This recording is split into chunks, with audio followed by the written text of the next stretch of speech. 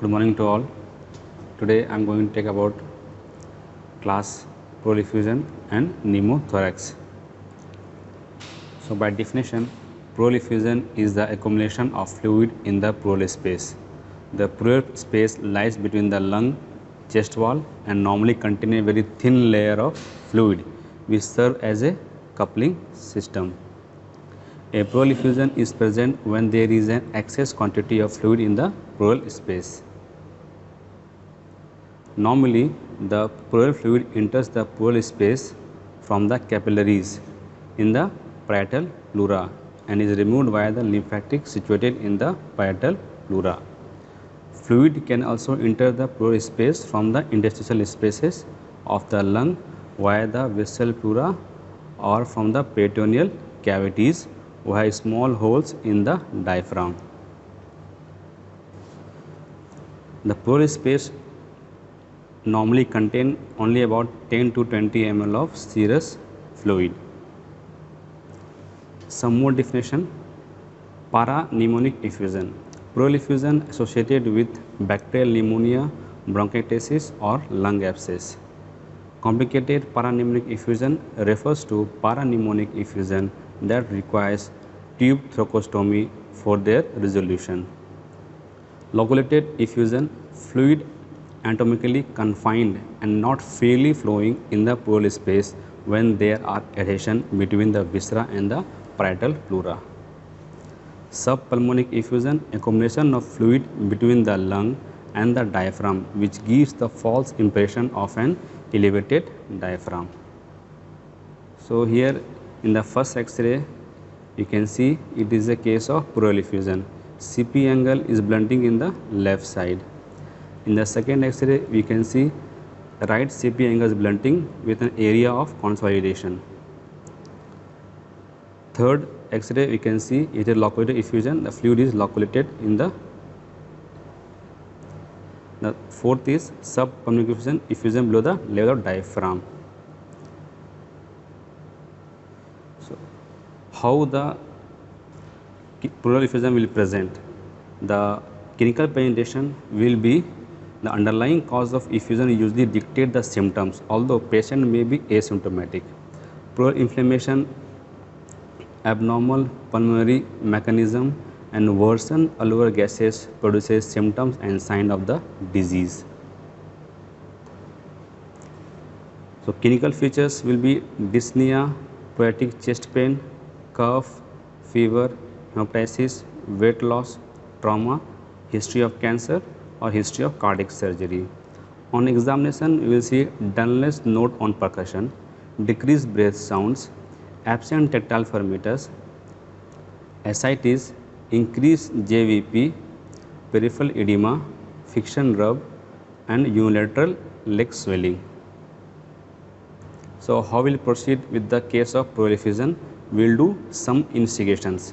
Though the number one is chest X-ray. Pleural effusion are typically detected by the chest radiograph as the blunting of claustrophrenic angle or opacification of the base of hemothorax without loss of volume and may be accompanied by an air bronchogram. So this is an X-ray where we see there is pleural effusion on the left side. Left hemothorax is full opaque with CP angle blunting.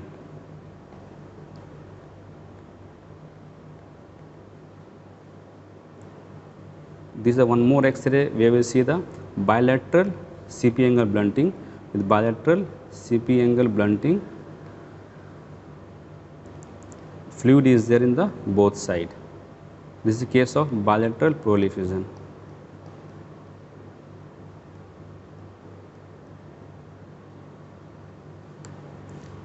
Decubitus chest X-ray showing layering fluid will confirm the presence of pleural effusion and demonstrate that at least a portion of the fluid is not loculated.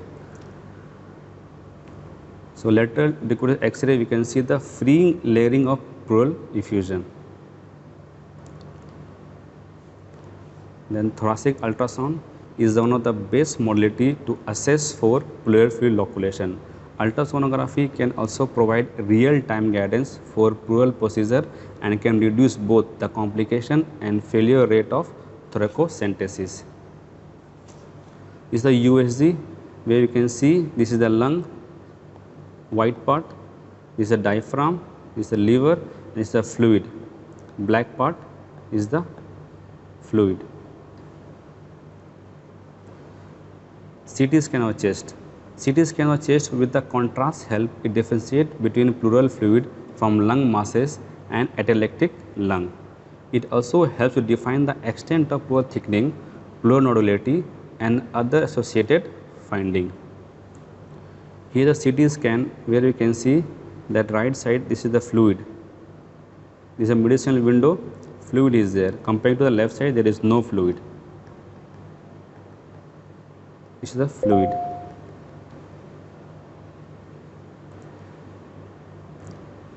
Now pleural fluid analysis.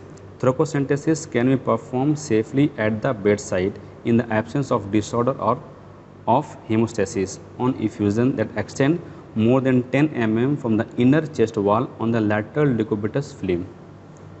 Loculated effusion can be localized with ultrasonography or CT scan. Proper technique and sonographic guidance minimize the risk of pneumothorax and other complications.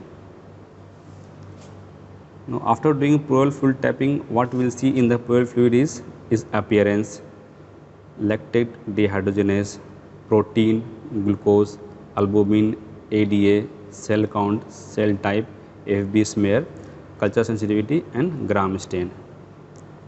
So, first is pleural fluid appearance. Most transudate are clear, straw colored, non-viscid without any odor. Red tinted pleural effusion indicate the presence of blood. In exudative pleural effusion, serosanguinous fluid is usually not helpful in narrowing the diagnosis. Now, bloody pleural fluid. If the blood is due to thoracocentesis, the degree of discoloration should clear during the aspiration. Bloody pleural fluid usually indicate the presence of malignancy, pulmonary embolism, or trauma. Next is adenosine deaminase or ADA. ADA is an enzyme in the purine salvage pathway that catalyzes the conversion of adenosine and deoxyadenosine to iosine and deoxyadenosine with the release of ammonia. High level of ADA are reported in patients with the TB pleural effusion. ADA more than 40 is suggestive of tuberculosis. Now, composition of pleural fluid. Pleural fluid is the clear ultrafiltrate of plasma. Volume is 0.3 ml per kg. Cell is 1000 to 5000. Mesothelial cells will be 60%, monocyte 30%, lymphocyte 5%, PMN 5%. Protein will be 1 to 2 gram per DL. LDH will be less than 50% of plasma level. Glucose equal to plasma level, pH 7.6 to 7.64. Now, types of pleural effusion. It is usually of two types are there. Number one is transudative pleural effusion.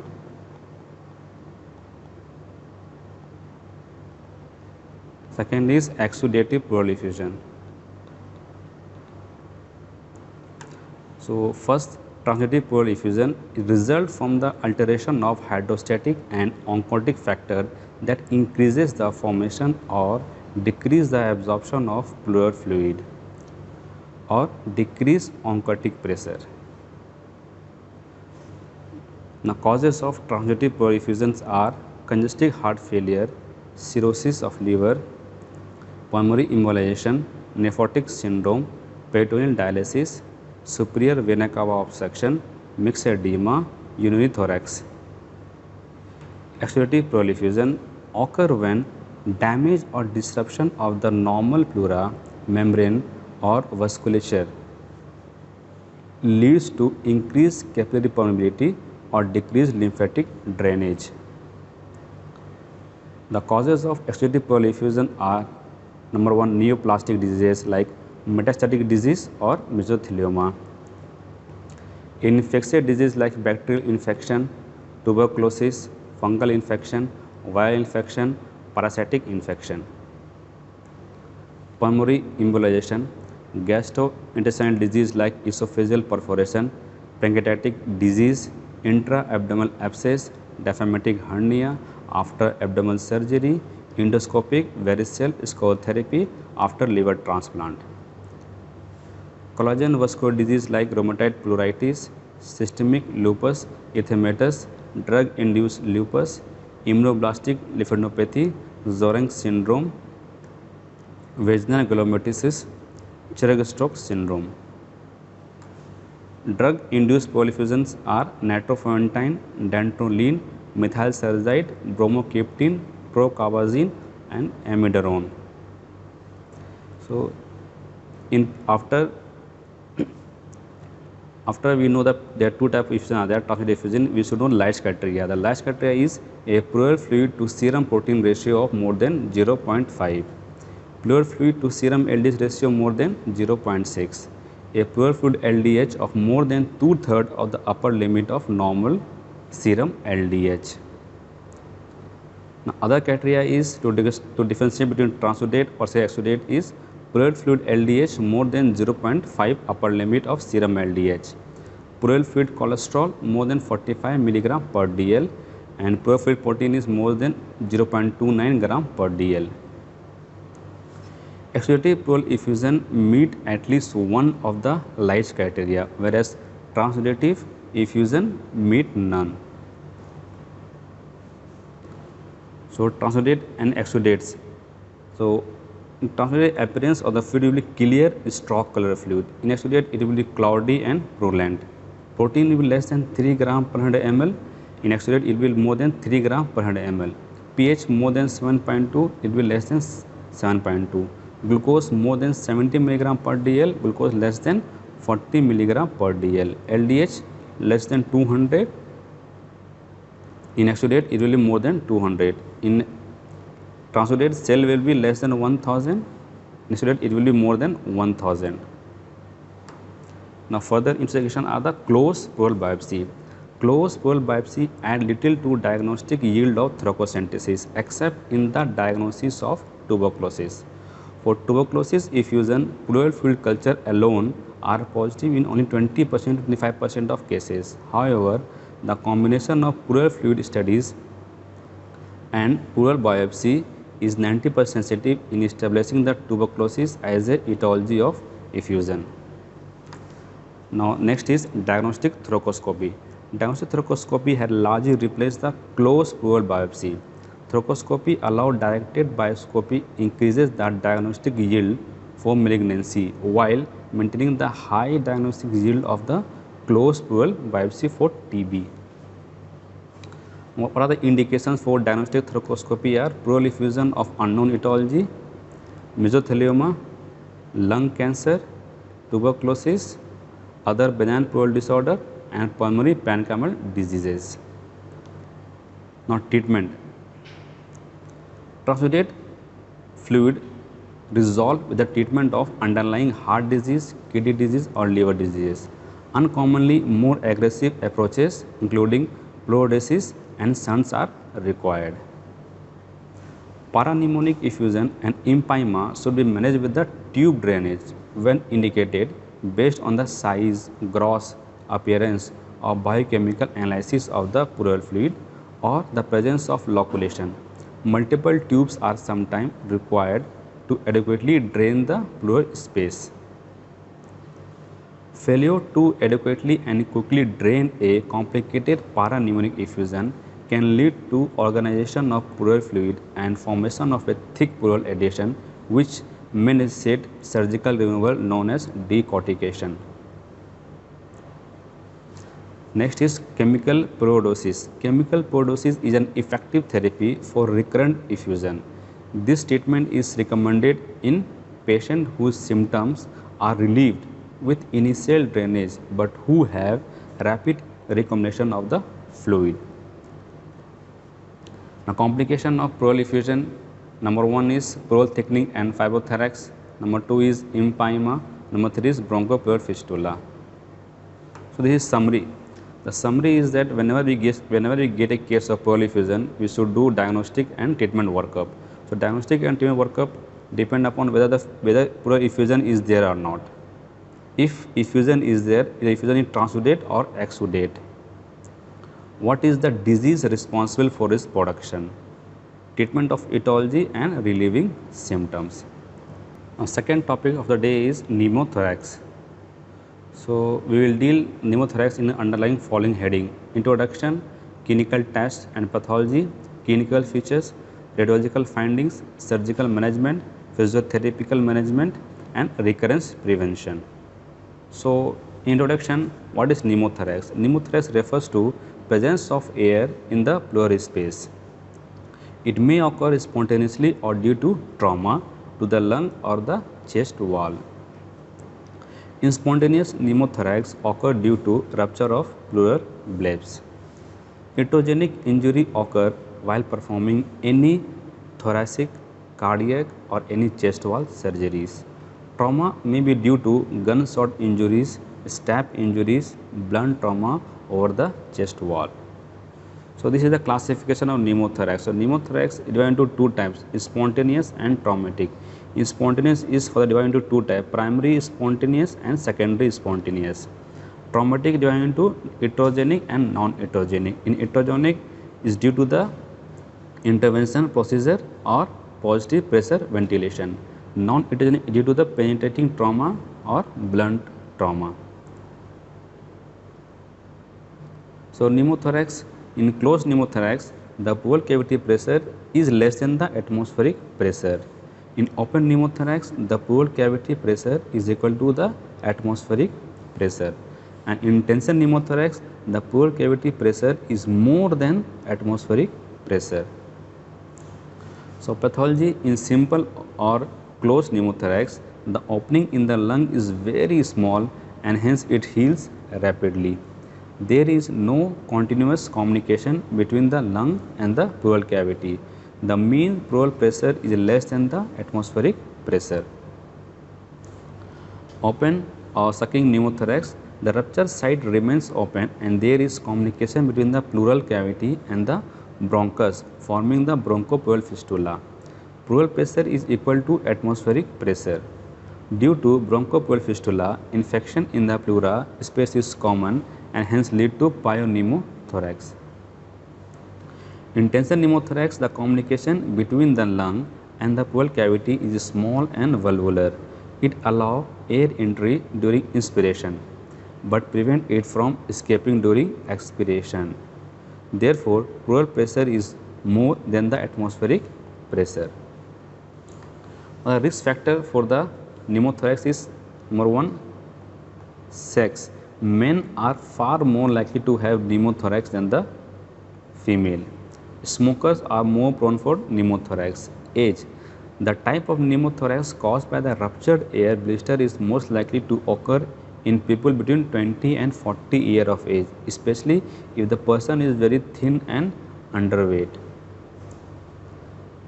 Genetics. Alpha 1 antitrypsin deficiency lead to emphysema.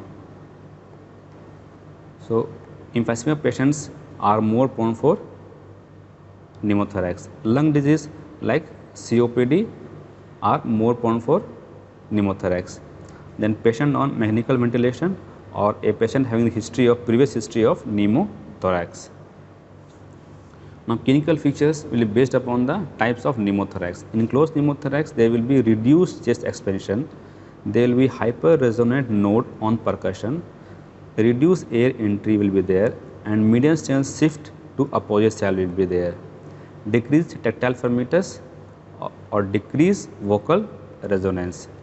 Whereas in the case of open pneumothorax, there will be cracked pot sound on percussion, there will be amphoric breath sound and voice and cough sound may be heard with the metallic echo. In the case of tension pneumothorax, there will be displacement of mediastinum with respiration. There will be dyspnea, cyanosis, tachycardia, increased respiratory rate, decreased blood pressure and respiratory failure at last.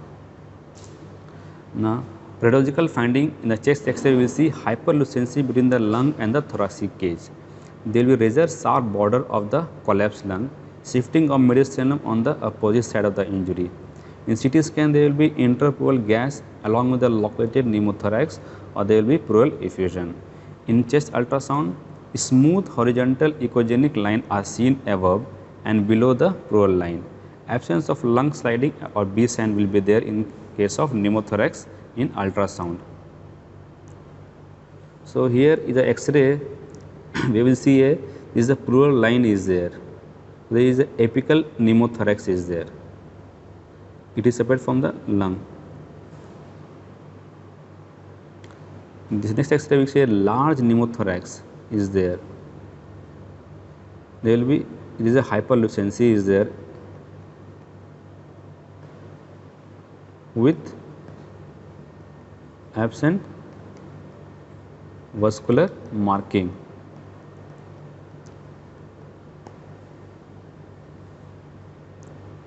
In CT scan you can see hyperlucency or air in the CT scan.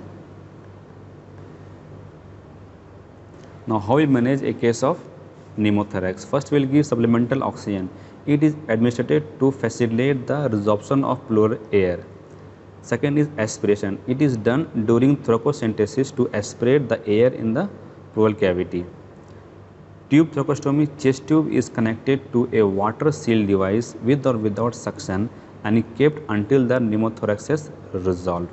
Thoracoscopy, video assisted thoracoscopy is done to perform mechanical fluorodesis. Now fluid therapy, the goal of fluid therapy is to improve the distribution of ventilation, to reinflate atelectic lung areas, to increase oxygenation, to improve exercise tolerance and maintain airway clearance. Now recurrence, how to prevent the recurrence of pneumothorax? Via fluorodesis or chemical fluorodesis via the tube thoracotomy. Thoracotomy is recommended when the thoracoscopy is unable or has failed. Smoking cessation may help to prevent the recurrent pneumothorax. So what are the complication of pneumothorax? The complication of pneumothorax will be recurrence of spontaneous pneumothorax. There will be tension pneumothorax, hydropneumothorax, insisted pneumothorax, expansion of collapsed lung, re-expansion of pulmonary edema, bronchopleural fistula or pneumomediastinum. Now in summary, what is pneumothorax? Pneumothorax is the air in the pleural cavity resulting in lung collapse. What the causes are there? Rupture bulbs in case of COPD, thoracocentosis, trauma, secondary infection. Symptoms will be dyspnea, anxiety, tachycardia, pleural pain, asymmetrical chest wall expansion, decreased breath sound. It diagnosed by chest X-ray and ABG. Treatment is chest tube and oxygenation. Thank you.